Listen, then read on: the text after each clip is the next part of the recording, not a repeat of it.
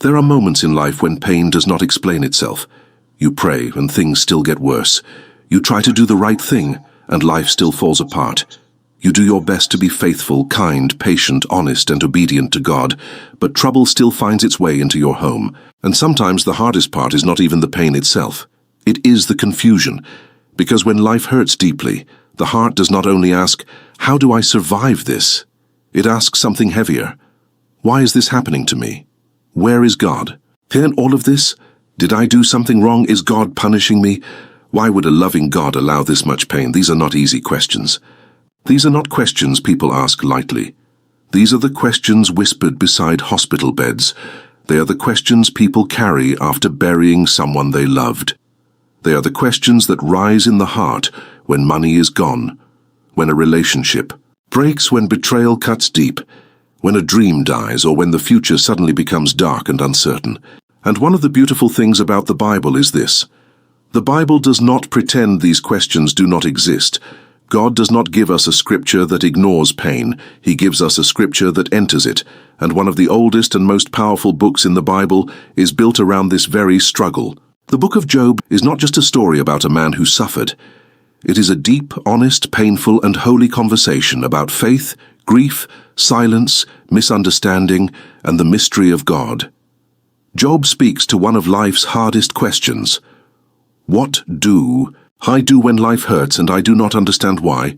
And the answer Job gives is not shallow. It is not, just smile and move on. It is not, real believers never cry. It is not, if your faith was strong enough, you would never suffer. No. The book of Job gives us something much deeper than that.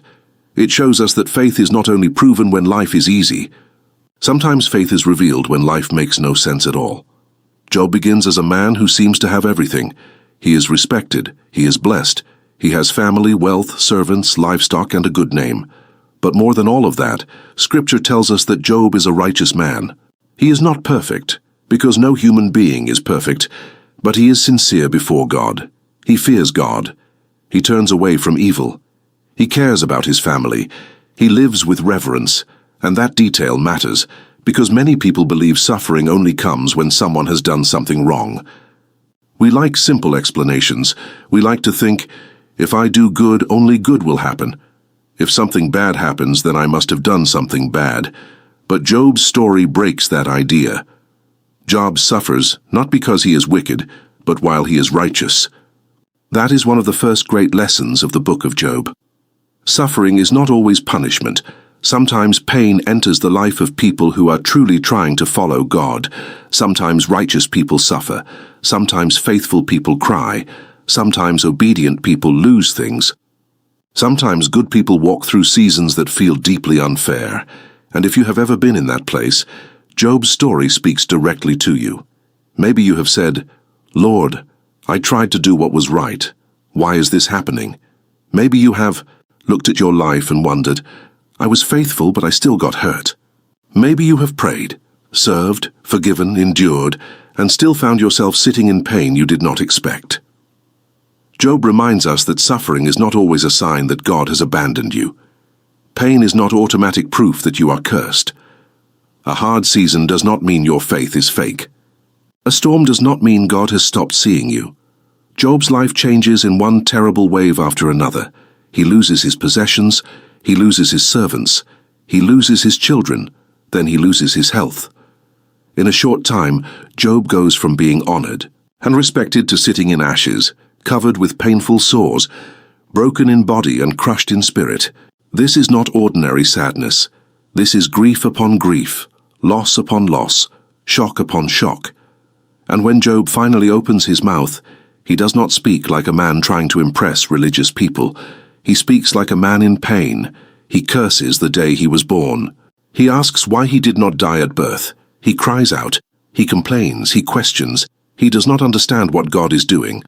And this is where Job becomes so deeply human. Because sometimes, when Christians talk about suffering, we act as if pain must always be quiet. We act as if tears mean weak faith. We act as if questions are rebellion. We act as if a believer should always have a smile, always have an answer, always know what to say. But Job shows us something different. Job brings his pain before God honestly. He does not understand God, but he keeps speaking to God. He is confused, but he does not completely turn away. He is wounded, but he keeps wrestling, and that matters. Because faith does not mean you never ask questions. Faith means you bring your questions to God. Faith does not mean you never feel pain. Faith means you refuse to suffer alone. Faith does not mean you always understand. Faith means you keep holding on, even when understanding has not yet come. Job teaches us that there is a kind of prayer that does not sound polished. There is a kind of prayer that comes out through tears. There is a kind of prayer that begins with, "Lord, I do not understand." And God is not afraid of that prayer. He is not offended by honest pain. He already knows what is in your heart. So when life hurts and you do not understand why, the first thing Job teaches us is this: be honest before God. Do not pretend. Do not perform. Do not hide your grief behind religious words. If you are hurting, tell him. If you are confused, tell him. If you feel weak, tell him. If you are disappointed, tell him. Not because God does not know, he knows, but because honesty opens the soul before him. Some people stop praying because they think their prayers are too messy. They think, "I cannot say this to God. I cannot bring these feelings to him. I should wait until I sound stronger." But some of the most powerful prayers in the Bible are messy prayers. The Psalms are full of cries like, "How long, O Lord?" Jeremiah wept. Elijah became exhausted. Habakkuk questioned why God allowed injustice. Even Jesus on the cross cried out, my God, why have you forsaken me?" So if your pain has questions, you are not the first believer to feel that way. You are standing in a long line of wounded people who still reach toward God. But Job's story also teaches us something else. It teaches us the danger of shallow explanations. When Job is suffering, his friends come to him. At first they do something beautiful. They sit with him in silence. For 7 days and 7 nights, they say nothing because they can see that his suffering is very great. And that silence was wisdom. Sometimes the best gift you can give to someone who is suffering is not an explanation. It is your presence. Sit with them, cry with them, listen to them. Let them breathe. Let them grieve. Do not rush to fix what only God can hold. But after the silence, Job's friends begin to speak, and that is where the trouble begins. They believe Job must have done something wrong. They believe God always rewards the righteous immediately and punishes the wicked immediately. So in their minds, if Job is suffering, then Job must be guilty. Their words sound religious, but they are incomplete. They defend God in a way that wounds Job. They speak many words, but they do not understand his pain. They try to explain what they do not know. And this is another major lesson from the book of Job. Not every spiritual-sounding explanation is true. Sometimes people will look at your pain and say careless things. They may say maybe you did something wrong. They may say maybe your faith is not strong enough. They may say if you had prayed better, this would not have happened. They may say just move on. They may speak with confidence but without compassion. Job's friends remind us that it is possible to say things that sound religious, but still misrepresent the heart of God. They believed in God's justice, but they reduced God's justice to a simple formula. Do good, and only good things will happen right away. Do bad, and only bad things will happen right away. But life is not always that simple. The book of Job warns us against turning faith into a machine. God is not a vending machine. Righteousness is not a contract that guarantees a pain-free life. And suffering is not always evidence of secret sin. Yes, sometimes people suffer because of foolish choices. Yes, sin can have consequences. But Job teaches us that not all suffering can be explained that way. Some suffering is mysterious. Some pain cannot be traced to one simple cause. Some losses leave us with questions that only God can carry. So when life hurts and you do not understand why, be careful who you allow to interpret your pain. Do not let people with shallow theology define your situation. Do not let careless voices convince you that God has rejected you. Do not let someone's limited understanding become the final word over your life. Job's friends said many things, but later, God said they had not spoken rightly about him as Job had. That is a serious warning. It is possible to sound confident and still be wrong. It is possible to sound spiritual and still be unkind. It is possible to defend God in a way that does not reflect God's heart. Job, in his pain, wrestled honestly. His friends, in their certainty, spoke wrongly. There is a lesson there. God can handle honest wrestling better than proud certainty. As the conversation continues, Job keeps defending his innocence. He is saying, in effect, "I do not understand why this has happened to me. I have not lived a wicked life. I want to speak with God. I want answers." And that desire for answers is deeply human. When we suffer, we want reasons. We want the hidden meaning. We want the full picture. We want God to explain himself. But for much of the book, God is silent. And that silence may be one of the hardest parts of Job's story, because Job is not only suffering from loss, he is also suffering from unanswered prayer. He wants God to speak. He wants God to explain. He wants God to appear. But heaven seems quiet. Many believers know that feeling. The feeling of praying and hearing nothing. The feeling of reading scripture but still feeling heavy. The feeling of asking God for direction and seeing no clear sign. The feeling of whispering, "Lord, I know you. But why are you silent?" Job teaches us that God's silence is not the same as God's absence. Just because God has not explained does not mean God is not present.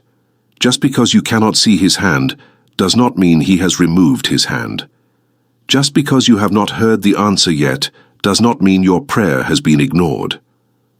Silence can feel like abandonment, but Job's story shows us that more is happening than Job can see. At the beginning of the book, the reader is allowed to see something Job cannot see. There is a heavenly conversation. There is a spiritual dimension.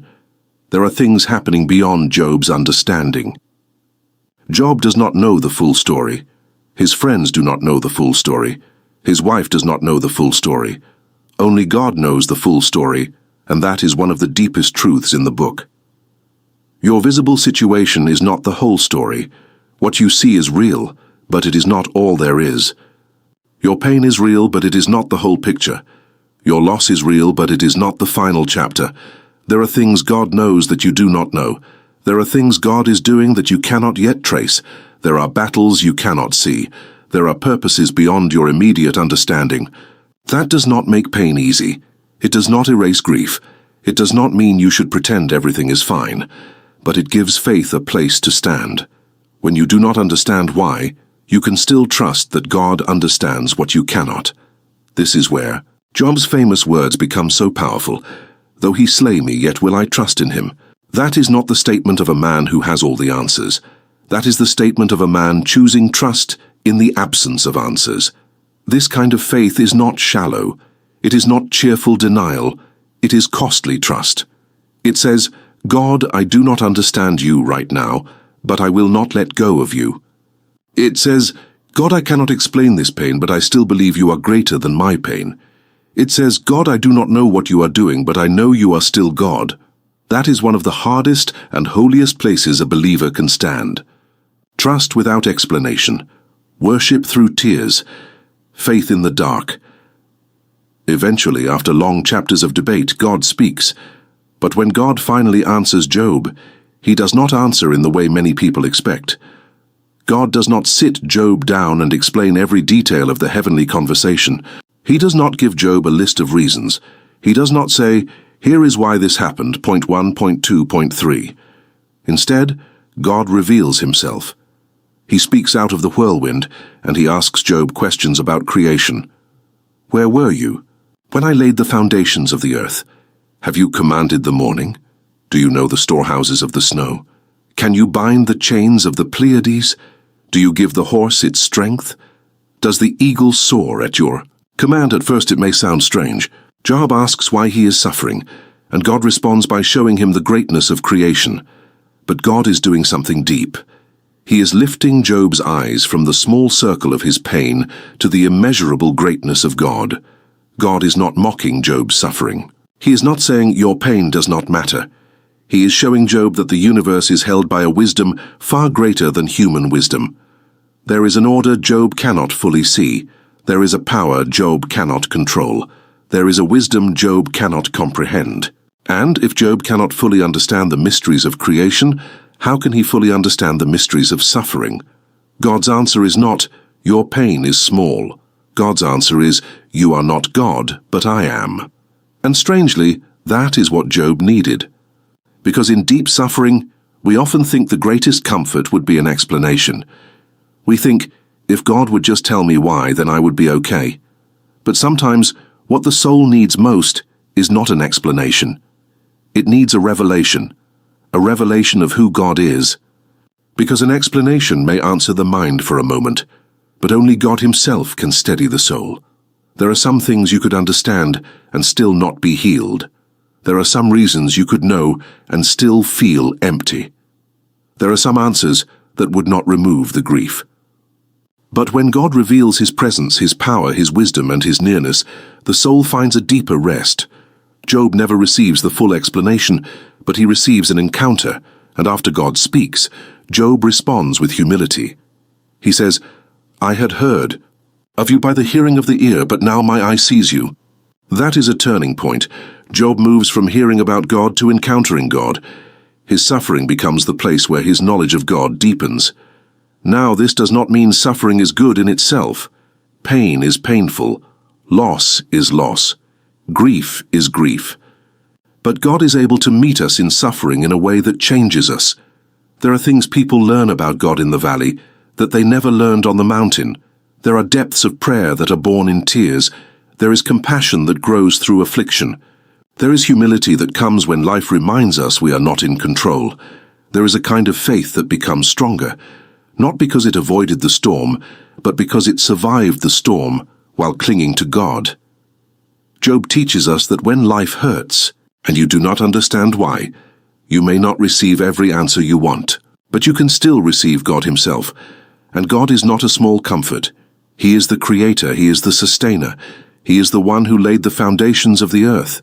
He is the one who commands the morning. He is the one who sees what you cannot see. He is the one who knows the end from the beginning. He is the one who can hold your grief without being overwhelmed by it. He is the one who can restore what is broken, redeem what is painful, and bring meaning even out of mystery. At the end of the book, Job's fortunes are restored. He receives family, possessions, and honor again. But we must be careful here. The restoration at the end does not erase the pain of what Job lost. It does not make the suffering small, and it does not mean every believer's story will look exactly like Job's earthly restoration. Some people receive visible restoration in this life. Some people receive partial healing. Some people carry scars for many years. Some questions may not be answered until eternity. But Job's ending still declares something important. Suffering does not get the final word. God does. Loss does not get the final word. God does. Confusion does not get the final word. God does. The enemy does not get the final word. God does. The book of Job is not telling us that life will always be easy in the end. It is telling us that God remains sovereign from beginning to end. It is telling us that the righteous may suffer, but they are not forgotten. It is telling us that pain may be deep, but God is deeper still. It is telling us that mystery is real, but so is mercy. And for Christians, the story of Job points us forward to an even greater sufferer. Jesus Christ. Job was righteous and suffered. But Jesus was perfectly righteous, and He suffered more deeply than anyone. Job lost much. Jesus gave up everything. Job was misunderstood by his friends. Jesus was rejected by His own people. Job cried out in anguish. Jesus cried out from the cross. Job sat in ashes. Jesus hung on a tree. Job did not understand all that was happening. Jesus knew the cost and still obeyed the Father. And through the suffering of Christ, God brought salvation to the world. This is where the Christian faith gives its deepest answer to suffering. God does not stand far away from human pain. In Jesus, God entered it. He took on flesh. He knew hunger. He knew grief. He knew betrayal. He knew injustice. He knew physical pain. He knew death. The cross tells us that God is not indifferent to suffering. The resurrection tells us that suffering will not win forever. So when life hurts and you do not understand why, look at Job. But do not stop at Job. Look at Christ. Job shows us a man suffering without understanding. Jesus shows us God bringing redemption through suffering. Job shows us faith in the dark. Jesus shows us light rising from the grave. Job teaches us to trust God when we do not understand. Jesus gives us the greatest reason we can trust him, because the God who allowed his own Son to suffer for our salvation is not careless with our pain. He may not explain everything right now, but he has proven his love at the cross, and that changes how we suffer. It does not mean we never cry. It does not mean we never question. It does not mean we never feel weak, but it means our suffering is not meaningless in the hands of God. It means our tears are seen. It means our prayers are heard. It means our wounds are not hidden from him. It means our story is not over. So, what do you do when life hurts and you do not understand why? First, be honest with God. Do not hide your pain. Bring your grief into prayer. Tell him the truth. He can handle your tears. Second, reject shallow explanations. Do not assume every suffering is punishment. Do not let people reduce your pain to a formula. Life is more mysterious than that, and God is wiser than that. Third, keep trusting when answers are delayed. God's silence is not absence. The fact that you cannot see the full story does not mean there is no story. Hold on. Fourth, seek God himself. Not only explanations. An answer may satisfy curiosity, but only God can sustain your soul. Ask for his presence. Ask for strength. Ask for grace for today.